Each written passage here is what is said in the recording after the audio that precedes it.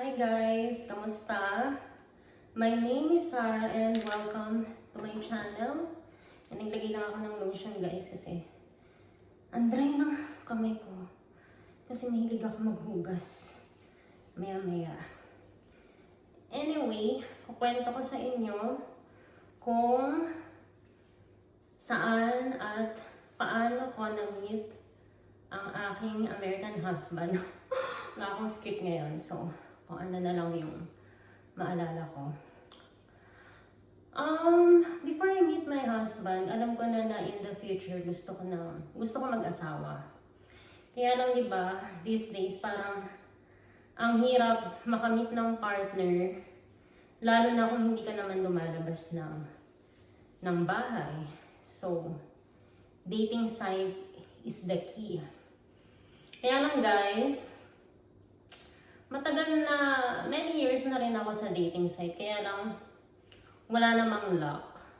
Tsaka sabi ko kasi, gusto ko kapag mag-aasawa ako, parehas kami ng faith, parehas kami na may Christian belief and values, at yung sa future, yung gusto kong samahan magsimba, hindi yung napipilitan lang, ganun. So, sabi ko, hanap ako ng Christian dating site. Yung, gusto ko mag-register sa Christian Mingle. Kaya lang, may bayad siya guys. Tapos, nakita kong website na to, Christian Dating for Free. Ayan, search niyo yan kasi dyan ko nakilala yung aking asawa ngayon. So, yun nga guys, kasi gusto ko taas kami ng faith. Kasi mahirap guys kapag yung lalaki ay walang faith and walang believe kay Jesus Christ. So, before him, may mga na-meet naman ako doon online, pero hindi naman nag-click. Tapos, nung nakita ko siya, nag-wink ako, parang nag-click ka doon, wink. Tapos nag-reply siya, nag-wink back din siya. Tapos yun, nag-start na kaming mag-usap. I think hinahanap ko nga yung Facebook niya na, tapos hindi ko makita-kita kaagad. Tapos yun guys, nag-usap na kami. It's all about yung belief namin. Yun yung something na proud ako nung nagkakilala kami. Hindi talaga siya yung puro landian, ganyan. Yung topic namin, always about sa faith namin, ganyan. Kasi hindi kasi siya malandi, guys. Hindi siya maharot. So, very respectful siya sa akin. Kasi ayoko ng guys, yung pipilitin ako sa bagay na ayoko. And yun ang gusto ko sa kanya kasi nire-respeto niya ako up to the day na nagkita kami. So, may nilista pala ako dito. Yung book. Yan. Ng mga characters ng mga foreigner or mga AFAM na tinatawag sa Philippines. Ito yung mga dapat nyong iwasan, yung mga lalaki na dapat nyong iwasan.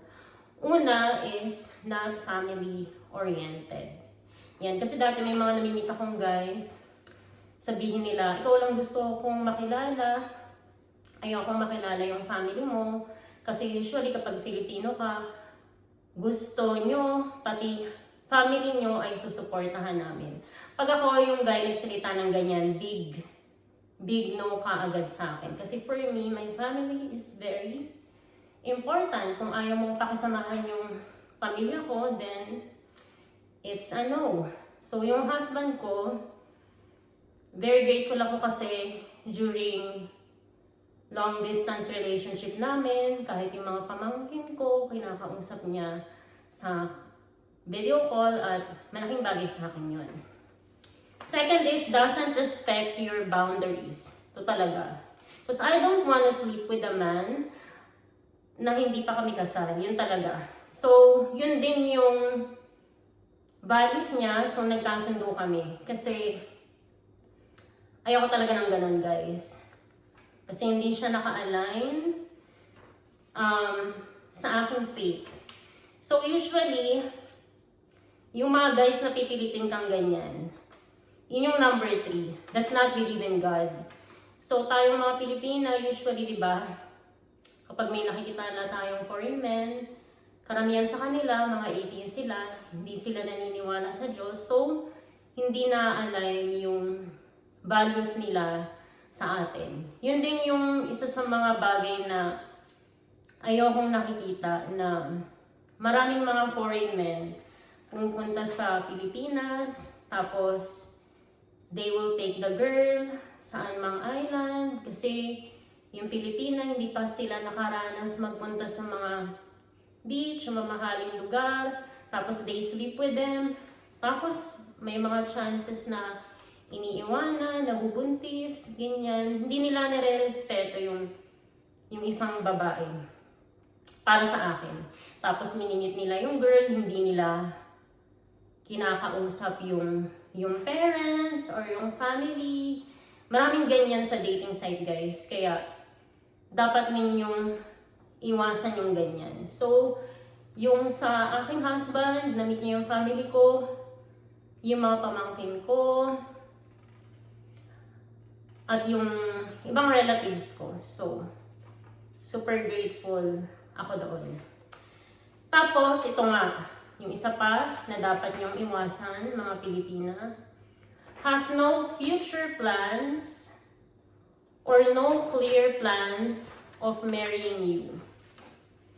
So, kapag ang guy ay walang planong pakasalan, lalo na nga itong mga afam, kasi they can leave whenever they want, pero tayong mga Pilipina, lalo na kung hindi naman tayo mayaman, guys, it's very hard for us to leave the country and hanapin, let's say, nabuntisan ka niya, hanapin mo yung guy sa ibang bansa. Mahirap sa atin yun. So, dapat mag-iingat din tayo. Tsaka dapat talaga, yung guy, meron siyang clear plans for you. Kasi, yun nga guys, wag nyo hayang paglaruan kayo or gamitin lang kayo porque, afam sila, huwag tayong masilaw kaagad. Yun. So, that's it for, my advice. And, yun nga, yan yung mga advice ko sa mga Pilipina. Because usually, lagi lang nilang ina-advise yung mga foreign men na mag-ingat sa mga Pilipina. Pero dapat tayong mga Pilipina ay nag-iingat din tayo. Lalo na sa mga i-date natin na foreign men. Yun lang guys. Thank you and God bless.